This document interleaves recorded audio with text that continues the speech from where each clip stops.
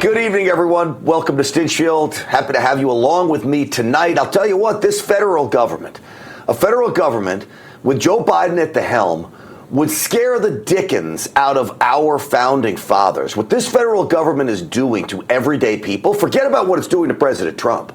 You know, President Trump has always said, it's not just about him, it's about all of you.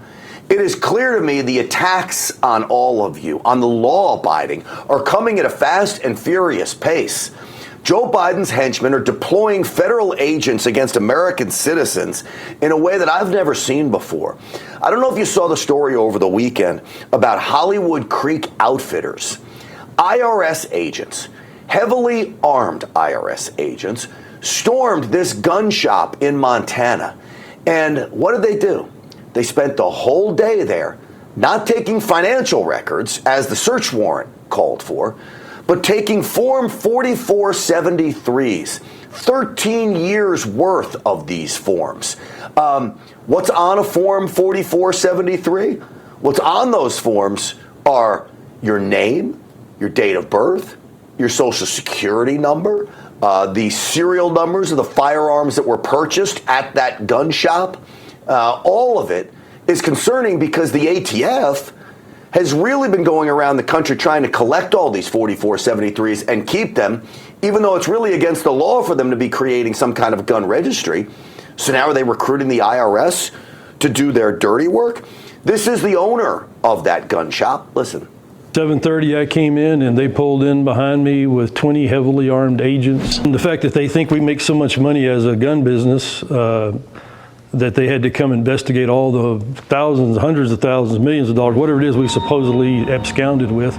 Anybody that knows the margins in the gun business knows they're not that high. I can only assume that because of the style of weapons that we have and the press that's so against them, the current administration seems to be hell-bent on getting those guns out of the hands of average Americans. Well, you know, he's talking about the all-vilified AR-15. Right? What's most concerning about this, though, is, again, as I mentioned, the search warrant called for financial records to be seized. That's why the IRS should go in there, not Form 4473s. That's an ATF job. Why wouldn't the ATF be involved in this? The problem with all of this is that it's raising eyebrows now from people in very important positions, including the Attorney General of the state of Montana. He released a statement, and it reads this. They took dozens of 4473s, more than a decade's worth. This is extremely concerning because it seemingly exceeds the search warrant, which limited the scope of the search to financial records. Those aren't financial records. They're records of lawful firearm purchases. What the hell does the IRS need with 4473s? We know the ATF in Washington, D.C. is trying to scoop up as many of these purchase records as possible, and that's what it looks like they're trying to do here, only in this case, they recruited the IRS to help them out.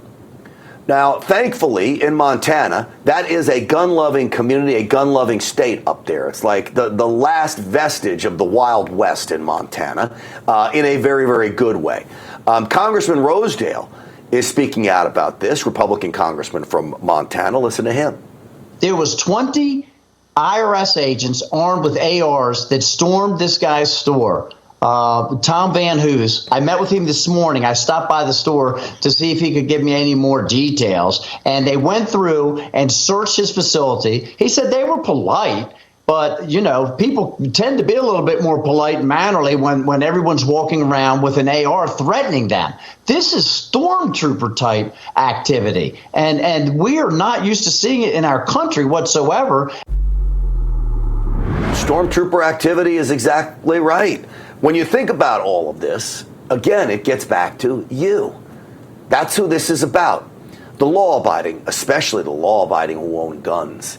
This government, when you have a tyrannical government, when you have an overreaching government, a government that really believes in communism and socialism and wants the free rights of the people taken away from them, well, then you're the enemy. And they can't have an armed citizenry. That throws everything into flux, which is why they want you disarmed. And they collect these 4473s. I believe they're starting to put together a list of who are the armed individuals across America. We've seen many of these 4473s that have taken in by the ATF, even though it's against the law. Matt Rosedale continued. The 4473 forms are what everyone fills out when they go to purchase a firearm. And it's just a big disclosure to make sure that you don't have a criminal background or other reasons where you should not be purchasing a firearm. So the IRS took every single one of the 4473s that Tom Van Hoos had in his possession there at Highwood Creek Outfitters. And I'm concerned that this is another attempt by the IRS to create a database on people that they can target for being conservatives because they want to own their own firearm. I agree with him. I think that's exactly what is at play here. If it's a financial investigation into taxes, as the owner thought it was, then what are you taking gun records for? You simply don't need them. All of this, again, is about targeting the law-abiding and not targeting criminals. So I see this story. While over the weekend in Chicago, you had 60 people shot, 10 people killed in Chicago. Now, the left loves to call it gun violence. I call it people violence that happened to use guns. But 60 people shot and 10 killed is out of control. This was the airwaves across Chicago over the weekend. Multiple mass shootings nationwide have left 4 people dead and several others injured. Well, multiple mass shootings are being reported this holiday weekend across the country. A violent weekend across the country. There were several mass shootings, including 2 here in California. A weekend of deadly violence across this country with at least 3 mass shootings. This mass shooting in Washington joining other deadly shootings all over the country this holiday weekend. Yeah, dozens of people shot in the Midwest this weekend. Well, gun violence erupted in several American cities this holiday weekend, bringing the total number of mass shootings. All right, so you get the picture. Mass shooting, mass shooting, mass shooting. What they don't tell you is these are not the kind of mass shootings that they want you to believe they are. These were shootings, mostly black-on-black crime. There was a shooting at a music festival where 2 people were killed. Some thug fires randomly into the crowd, injuring 2 others. But overall, this was gangbangers, thugs, thieves in Chicago.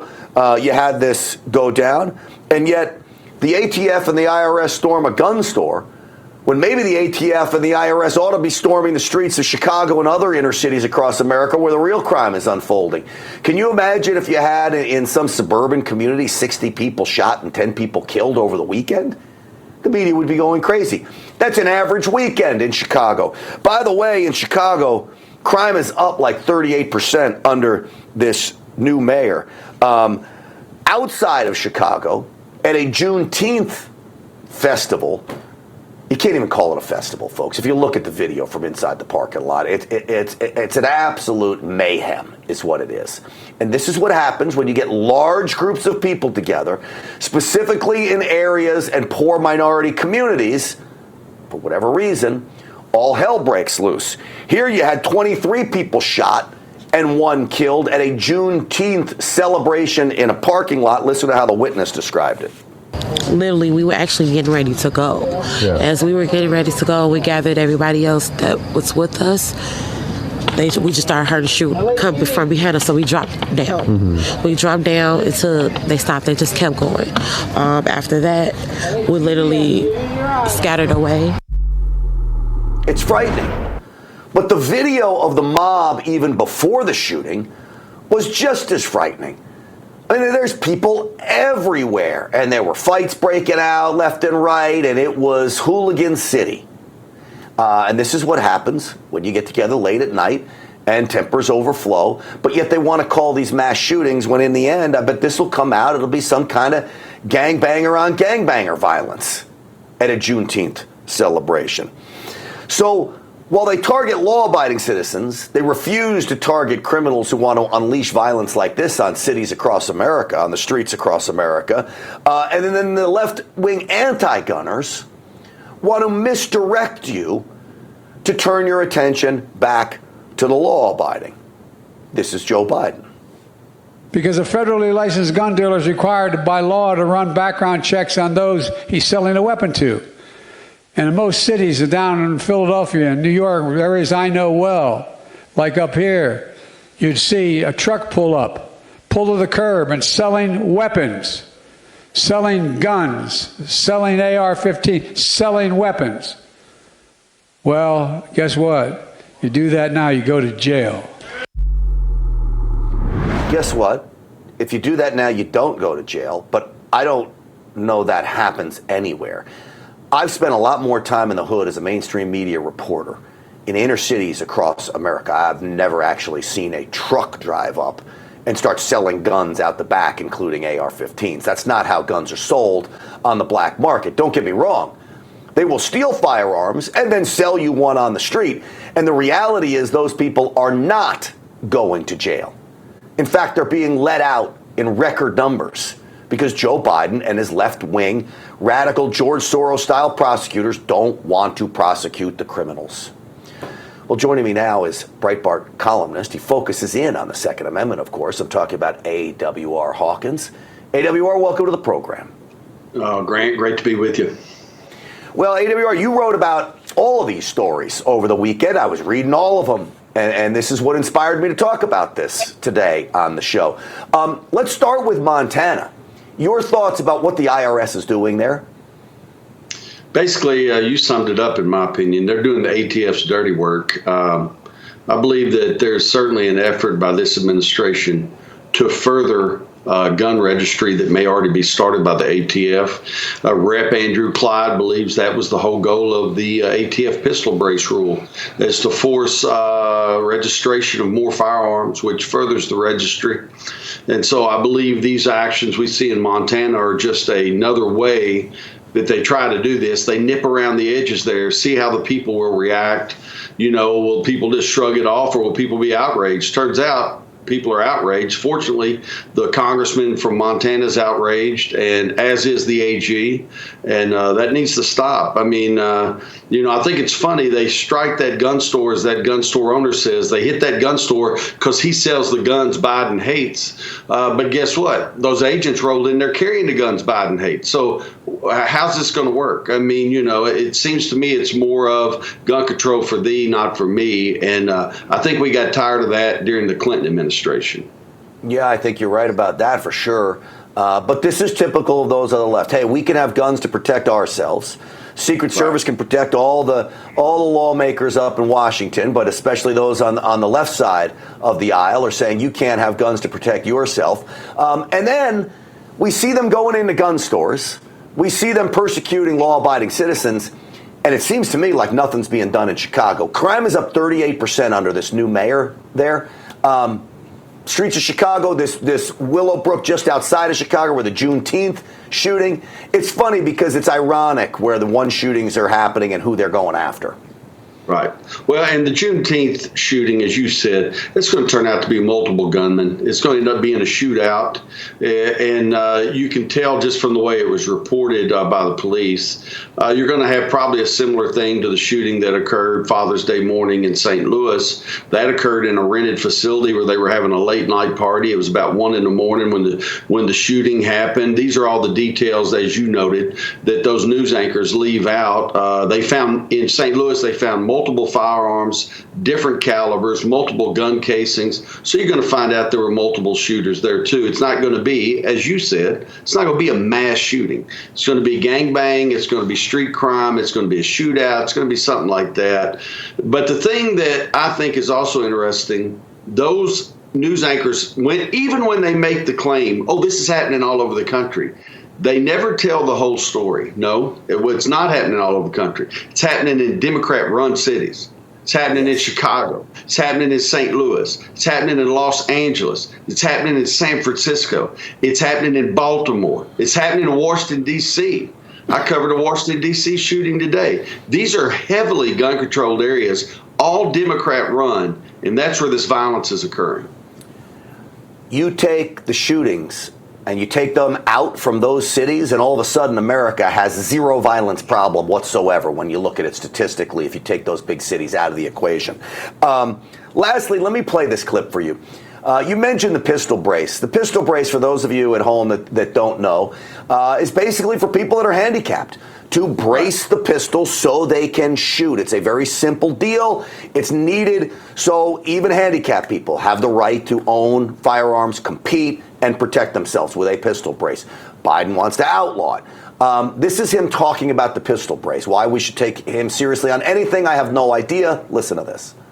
Made it harder for people to buy stabilized braces. Put a pistol on a brace, it turns into a gun. Makes it more, you can have a higher caliber weapon, a higher caliber bullet coming out of that gun. I don't mean to laugh, but it doesn't do any of those things that he just said.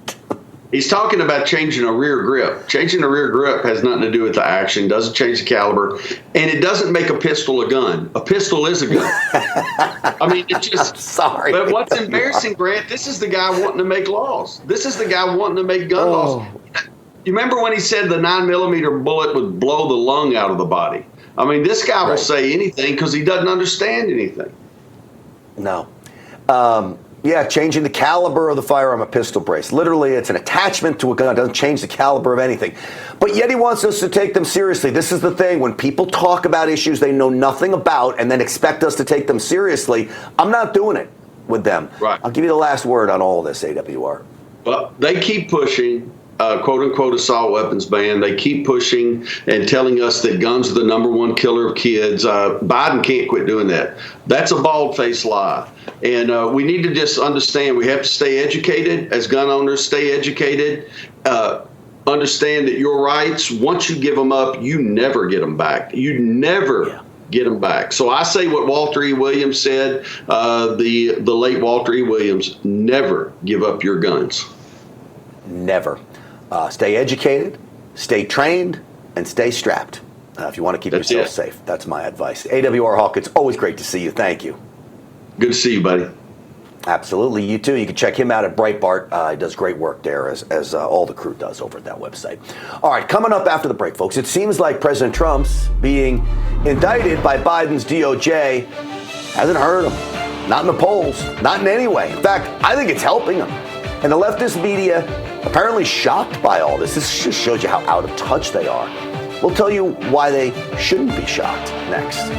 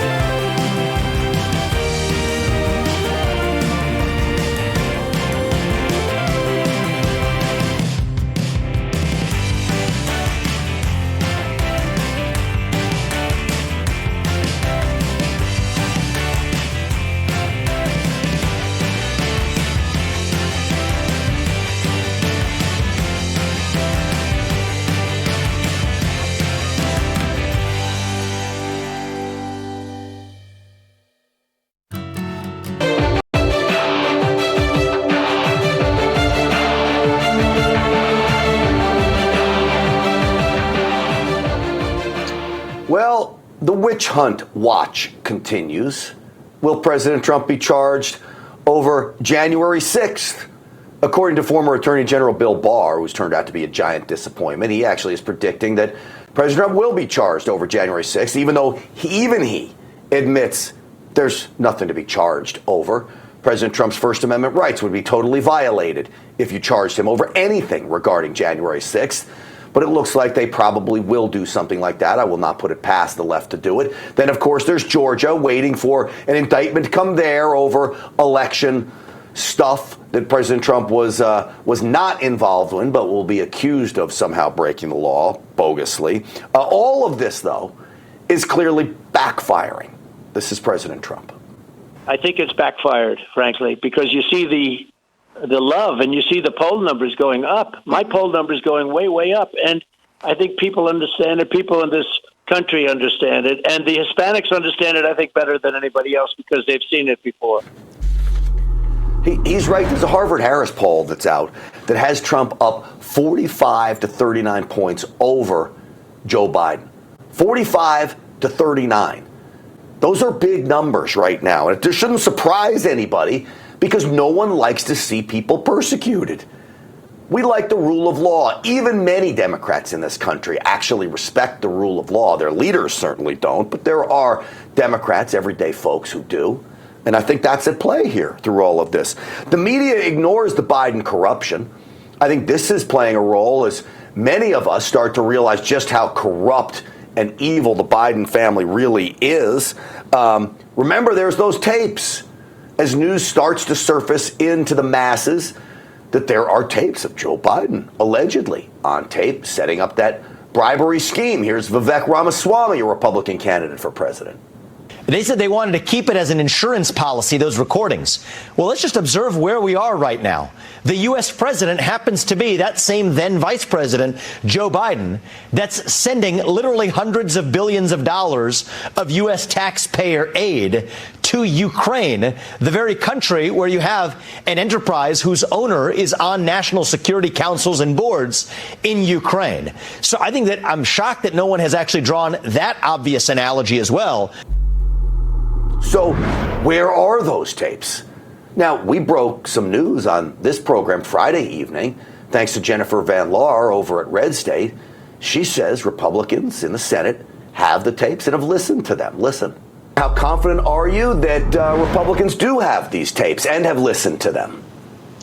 I'm highly confident in that. The source that has told me this has been extremely reliable in the past. Never had anything that they've told me that's turned out to not be true in the long run. So I'm highly confident in this and that they have those tapes. So I told you that this Harvard-Harris poll is out with Trump at 45 to 39. Well, Quinnipiac, my alma mater, by the way, that's where I got my master's degree in journalism of all things. What a useless piece of paper. I use it to light fires or maybe my cigars with it, my degree from that school. But Quinnipiac University has a poll out that basically has this as a statistical dead heat. I think Biden's up by 4 points, but that's within the margin of error.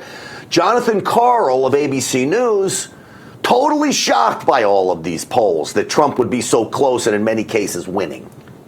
A poll from Quinnipiac on a possible Biden-Trump matchup puts Biden at 48%, Trump at 44%. This is a poll, again, taken largely after the indictment.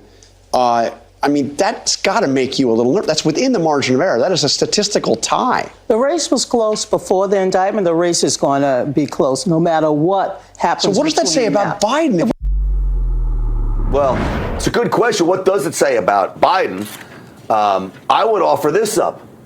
What does it say about the mainstream media? What does it say about the Department of Justice? What does it say about this nation that goes after a former president with the vitriol that it is doing to literally destroy him? The American people are speaking up and fighting back. That's why President Trump's where he is, and I believe the poll numbers are even higher for him. Joining me now is the director of the Big Data Poll and the host of Inside the Numbers. Rich Barris is with us. Rich, welcome to the program. What do you make of the poll numbers? Grant, thanks for having me. I appreciate coming on. You know, we're almost identical to the Harvard-Harris poll, but I said this on Friday, and I'll say it again. I actually think it's probably the most damning poll that's come out this cycle for the collective anti-Trump forces, because it's after the indictment, as many others are, which really don't show, and we don't either, any change in his or deterioration in support nationally. But if you really drill into it, what you'll see, Grant, is that the American people aren't being fooled by this. There are more people who believe that Biden did something wrong with classified information and Hillary Clinton did something wrong with classified information than Trump. And most think he'll be acquitted. And even if he's not acquitted, a majority think he should be pardoned and that he should not have been charged. So, you know, the thing I'd say about the Quinnipiac poll is this. That's a margin that was our final poll in 2020. Anyone who thinks that the state of the race hasn't changed, you know, in all these years, and that Trump hasn't improved, would be fooling themselves. So this has helped him in the primary and really has shown no change in the general. Rich, I've actually told people I think President Trump right now is in one of the best places he's ever been as a candidate for the presidency. I think there is so much support for this guy, not just amongst the base and the masses, but I think you see people that were uninvolved now starting to raise their eyebrows and say, what is going on in this country? And I think that helps him too. There's something that's happening in the polling that there aren't many people talking about, and they should be, because it's huge. It's massive. This improvement that he's had among Gen Z voters and among non-white voters, that a lot of people who are not for Trump in the GOP primary and their consultants and their pollsters are really doing now, today, trying to explain away. But the truth is, I think there's something that, we don't know it for sure yet. We're starting to test it and really try to drill it down and figure out what it is. But I think these prosecutions are making him more identifiable with certain people, especially people on the fringe of society that don't really participate, that make, this billionaire, which is blue collar billionaire, as he was called in 2016, look like them or identify with them. And it's a crazy phenomena, but it's real. And at the end of the day, you have to win these voters back. If you're Biden, you need an overwhelming margin with them. And he's not getting that. So I'm not sure what they can do to him that's going to hurt him in any meaningful way. Lawfare is obviously a strategy. It's not just something that they decided they were going to do because, they care about the rule of law. This is a strategy, Grant, right? And the question is whether or not it's going to backfire or not. And at this moment, it backfired. Yeah, who would have ever thought, 10 years ago, that you'd have multiple indictments against a former president who's running for president again, and it doesn't hurt his campaign. It actually helps his campaign. But it shows you just how far I believe our federal government, our justice system, has fallen as well. I want to play one clip because I want to get your opinion about Joe Biden on his age. This is Jonathan Karl asking Senator Whitehouse about Joe Biden's age, cut 4. You said recently this about President Biden. You said, I think everybody would certainly like a younger Joe Biden. I think that people are concerned about an 80-year-old president, and I think that's an issue that President Biden is going to have to deal with on the campaign. So how does he deal with that question, with the age question? How does he address it? Well, I went on to complete that sentence that you quoted to say that he can do that by continuing to talk about his successes. Which are zero. I don't know any successes that Joe Biden has had right now. So how bad is this age issue for him, and how bad is he making it for himself? It's always been bad, even in 2020, when we had Biden leading going into this race, or that race. People were concerned about his age, and they didn't really like the idea of Kamala Harris being the backup, being a Joe Biden heartbeat away from the presidency. Now we're at a point where almost 2/3 in our polling think that he's just too old. I'm not sure the age itself really matters. What matters to voters is competency. If he looked like a spring chicken and he looked like he was, bouncing around and he was vital, I don't think voters would care. He doesn't. And that's the issue. I mean, we've had, 3 falls over the last year and a half. That concerns Americans. It does. those falls are very damaging. It's damaging to image, but you also, your eyes tell you the story. And I think you're right. I think if he was sharp as a tack, his age wouldn't make a difference. But he's not sharp as a tack. Without a doubt. He's deteriorated, and he's, in my opinion, a dementia patient. Rich Barris, I appreciate you coming on. Always good talking to you. Thank you. All the best, Grant. Thanks for having me. All right, you got it. And remember, you can find Rich at peoplespundit.locals.com. All right, folks, coming up after the break, Secretary of State Anthony Blinken ended up getting his meeting with Xi Jinping, but it just made him and the United States look even weaker. We'll talk.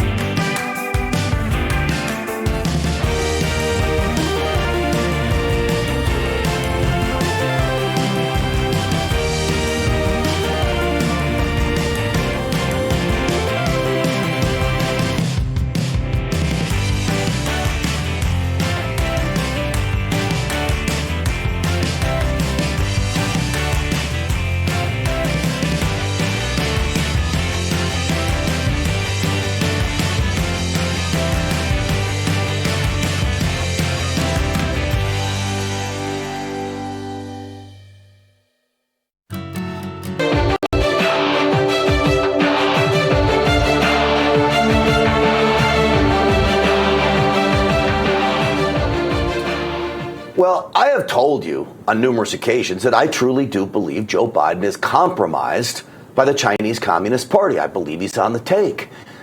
So I see this soundbite from him over the weekend, and I figure the man just confirmed it. We had a Chinese spy balloon fly over the United States. You all remember it. Basically listening, taking pictures over our military installations. It goes from one end of the country to the other. China could steer it, okay? So it knows exactly where it's going. And Joe Biden has the audacity to say this. I think one of the things that balloon caused was not so much that it got shot down, but I don't think the leadership knew where it was and knew what was in it and knew what was going on. I think it was more embarrassing than it was intentional. And so I'm hoping that over the next several months, I'll be meeting with Xi again and talking about legitimate differences we have, but also how there's areas we can get along. Embarrassing. They didn't know what it was doing. It was a mistake. Are you kidding me? See, normally I would say Joe Biden's an idiot. He's not an idiot. He's running cover for them. He knows full well they knew exactly what they're doing. This, to me, says Joe Biden is completely on the take. And then he sends Secretary Antony Blinken over to see Xi Jinping. And if you want more confirmation that the Biden administration is in the bag for the Chinese CCP, listen to this when Antony Blinken was asked about Taiwan and Taiwan independence. On Taiwan, I reiterated the longstanding U.S. One China policy. That policy has not changed. It's guided by the Taiwan Relations Act, the 3 joint communiques, the 6 assurances. We do not support Taiwan independence. We remain opposed to any unilateral changes to the status quo by either side. We continue to expect the peaceful resolution of cross-strait differences. So if you want to go back in history, the Secretary of State has it completely all wrong. It's called strategic ambiguity. We really wouldn't say what we believe when it comes to this. We know we supported Taiwan, but we wouldn't give up much. You wouldn't say you don't support Taiwan independence straight to the world and give basically China what I think is a green light to go on in there. Well, joining me now, former assistant to President Trump, our friend Peter Navarro is back, and to make sure you know about where you can find him, I want you to go to peternavarro.substack.com. Welcome, Peter, back to the program. And the American flag ought to be flying at half-mast today, Grant. This is, look, I spent 4 years in the Trump White House, repeated negotiations with the Chinese communists, often with Xi Jinping in the room across the table. And I come to the conclusion there's absolutely no friggin' reason to talk to these people anymore. And the thing is, it's a subtle point, Grant, where you said that in response, Blinken said that about Taiwan. No. He volunteered that, no, we don't support Taiwan. He volunteered that. This was a big kowtow. But let me make the argument, Grant. Go ahead. Well, what would you tell, if you're advising President Trump, and I wish he was back in office, what should be our policy when it comes to Taiwan and China right now? That is the question. That is the question. Here's the bigger predicate for this. By the time we got to the end of that first term, President Trump was going to decouple economically from China immediately in his second term. He'd had it with these people. So if you look at Taiwan, the worst thing that Blinken could have done was unilaterally offer that, give Xi Jinping a propaganda victory, and make it more likely that they're going to do that invasion rather than less. There was no need for him to go there. But if you look at everything, there was no need. Look, they didn't even mention the Cuba spy fortress that China's putting up there, which is not just to surveil our electronic communications. That is an offensive weapons capability in cyber and electronic warfare. If Taiwan hits the fan, Communist China is going to be hitting our financial networks, are going to be hitting our internet, they're going to be hitting our grid, they're going to be hitting our water supply, they're going to be hitting our metro, and they're going to do it from 90 miles away. Why wasn't that raised? Why are we talking to these people? Grant, they are continuing to rape our economy with what I've called the 7 deadly sins: the counterfeiting and piracy, the forced technology transfer, the state-owned enterprises. I could go on. And by the way, they're killing over 50,000 Americans through the Mexican drug cartels by selling the drugs for fentanyl. Why talk to these people? Well, it's time that we drew red lines in the sand and we committed to that and cracked down. We've got this war through weakness thing that's coming at us. So, go ahead. Let me say this. I'm with President Trump that if we decouple from China economically, it could have a very strong effect, even possibly take down the Chinese CCP. They need us so badly economically. We decouple from them, the CCP is in big trouble. I think the underestimation was we never thought they'd release a virus on the world that would kill, and I believe they did it on purpose because of President Trump's economic war against them. I believe, well, look, what do we know? And I said this from the outset. We knew that virus came from the Wuhan lab. What I didn't know at the time, which I wish I'd known, was that Fauci helped them create it with gain-of-function research and American taxpayer money. If I'd known that, Fauci would have been gone in a heartbeat. We know that, whether accidentally or whatever released, what the Chinese have learned is that viruses are totally capable of destabilizing the entire democracy of America. Look what we've got now. We've got a weaponized Biden regime at the DOJ and the FBI, and they're basically not only trying to take Trump down, but every single one of the people I serve with, including myself, they're either trying to put in prison or saddle with legal bills. But let's stay focused on communist China, because this is the existential threat. And Biden, because he's compromised, is not doing what's in America's interest. He's doing what's in communist China's interest. All right, this is an important question because Peter Navarro, I respect your opinion on these things so deeply. What should America's position be as it relates to Taiwan if China goes in to defend it? What should our position be there? Well, what we should be doing right now as we speak is to help Taiwan develop what's called a porcupine strategy. They should have the capabilities to immediately lay a bunch of mines around the island so that when the Chinese communists come with their ships across the 100 miles of the Taiwan Strait, those ships sink rather than get close enough to Taiwan. We need to be doing that. We need to be giving them small submarines. We need to be training them to have mobile missile launchers that they can run around Taiwan. We're not doing any of that, okay? What we need to do, but look, here's the thing. It's like, this is a Teddy Roosevelt moment, right? I always advocated this in the White House. You just walk softly, but carry a big friggin' stick, okay? You don't, with the Chinese, you don't go out and shout it from the mountaintop, we're doing this, we're doing that. You just do it.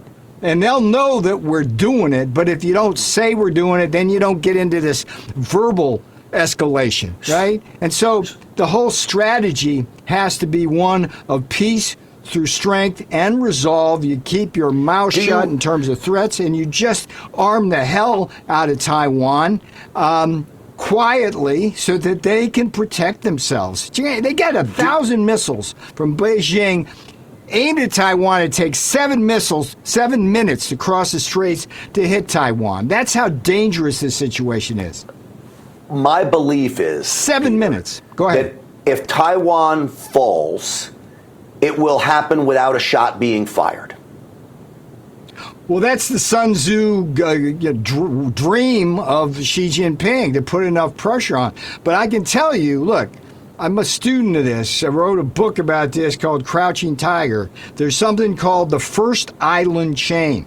The First Island Chain was critical to the whole Imperial Japan strategy, right? It's the Philippines, it's Japan, and guess what? Taiwan is the linchpin and centerpiece of that First Island Chain. And if they get Taiwan, what they'll do is use their technology to create an outward-facing port on the Pacific. And then they advance to Guam, which is part of the Second Island Chain. If you remember, Grant, all the World War II movies about Tarawa and Guam and this, that, and the other thing where American blood was shed, that was because the Japanese were able to take those islands out as they marched towards Hawaii, hold them, and then we had to fight our way back. And so this is a struggle that's going to be going on, but to have our Secretary of State go over there and kowtow to Xi Jinping on Taiwan. And by the way, the other quote that should catch your eye and mine was the notion that when China succeeds economically, it's good for America. That is counterfactual. The opposite. Counterfactual.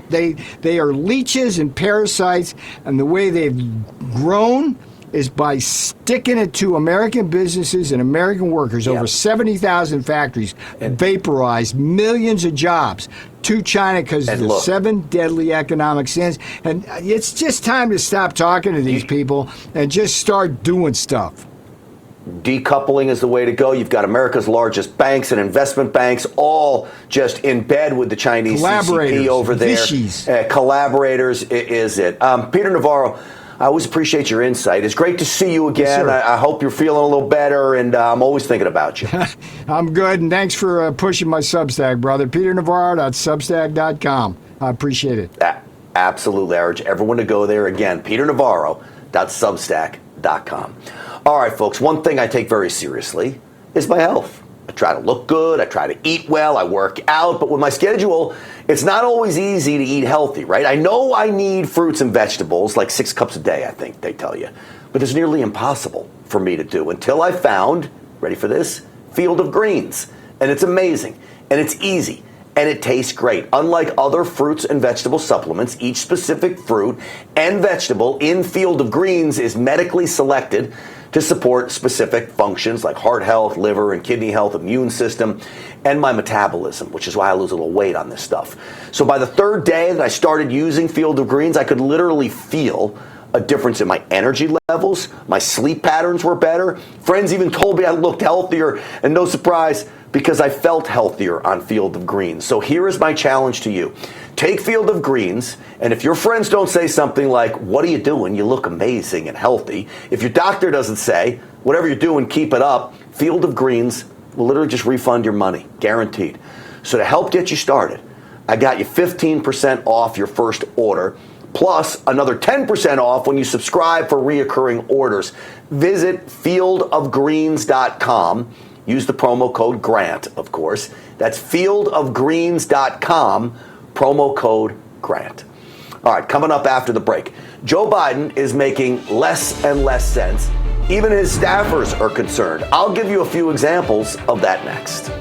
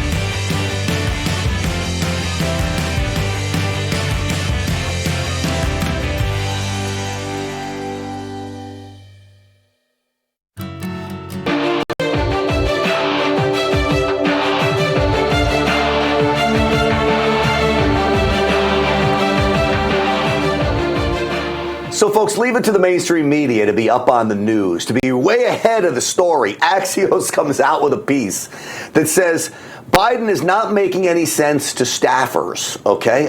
No, he's not. Here's the quote from Axios. Biden's quirky aphorisms are sometimes weaponized by Republicans to insinuate the 80-year-old president is in mental decline. But Biden has been using phrases for years, but even some of his aides aren't exactly sure what he means by them. I'm never sure what he means by them. I call him Creepy Joe for a reason. We just saw this line that he uses. I don't even know what it means. This was to Eva Longoria. Watch this.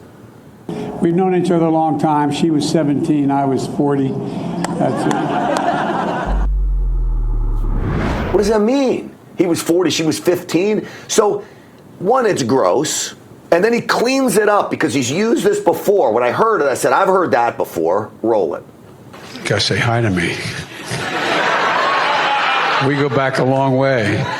She was 12, I was 30, but anyway. And the crowd laughs. It's disgusting. What do you mean she was 12 and you were 30, you creepy old goat? He's a disgusting human being. He really is. And don't forget, he tried to grope Eva Longoria's breasts, by the way, in that little exchange there.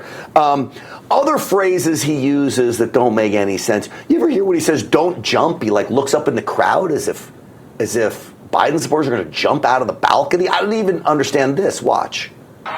Don't jump. Just don't jump over.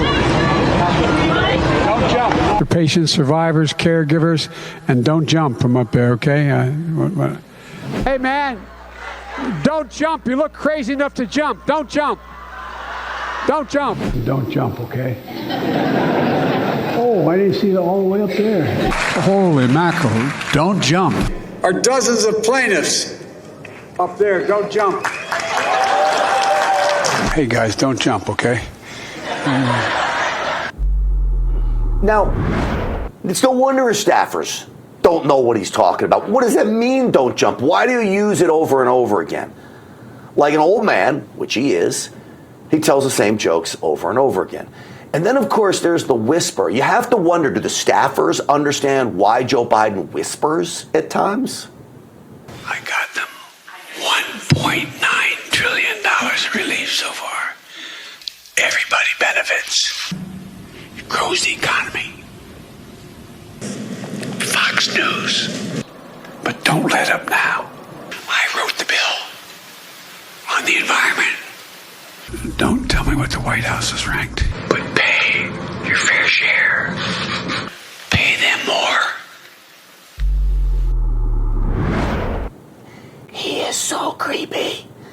He makes me sick to my stomach. And I think you need to buy gold with birch gold. Seriously, you need to buy gold with birch gold. But this is the problem with this guy. No wonder the staffers don't understand what he's doing. He's gone up here. Gone. He's a national security risk. And I told you about birch gold. I want you to invest with them today. Here's how you do it. You text America to the number 989898.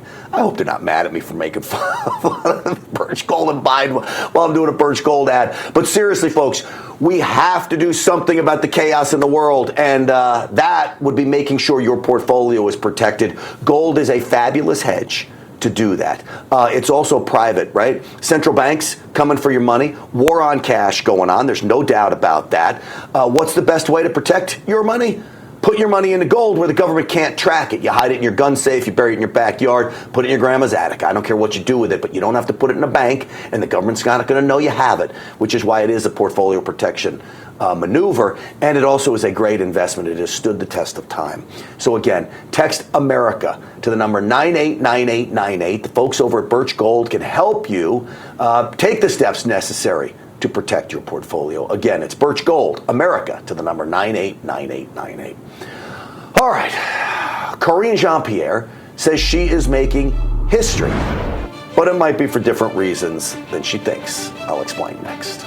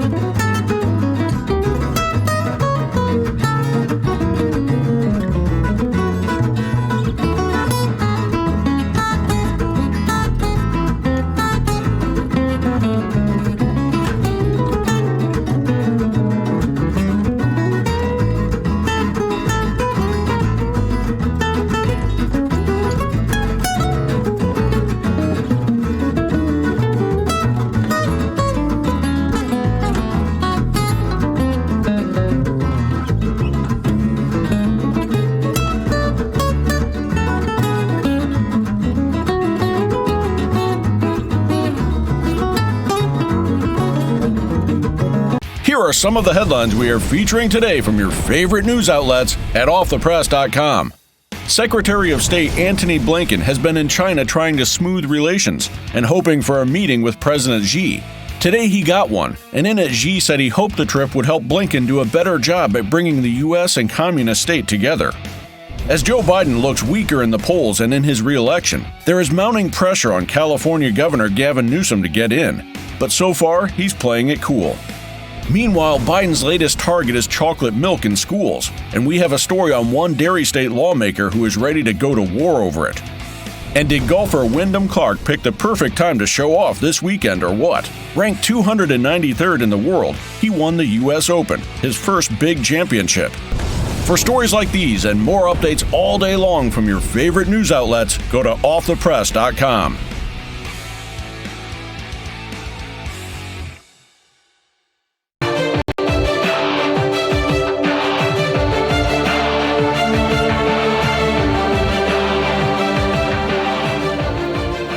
Well, I don't say this lightly, but everything about the Biden administration may just fall into the category of the worst in presidential history. I think you could include his press secretary, Karine Jean-Pierre, in that list as well. But listen to what she had to say. This is a historic administration. I'm a historic figure, and I certainly walk in history every day. But this is also a historic making administration because of this president. She's a historic figure, all right. Again, the worst press secretary in American history. That's how historic she is. She's literally the worst there ever was. So I hope she's proud of that. Shouldn't be. It's going to do it for us tonight, folks. Hey, I got a new podcast out. This one's good, too, by the way. What is woke? What is woke? What's the definition of woke? What does it mean? Is it really a key to socialism? Maybe. GrantStinchfield.com. GrantStinchfield.com. Go check it out. Subscribe to it. This is great for you to play for your kids as well, to explain to them what this woke methodology really is and what the goal of it is. So again, GrantStinchfield.com. Thanks so much for watching, folks. I'm Grant Stinchfield. Stinchfield's Army rolls. Thanks to all of you. We'll see you back here tomorrow night.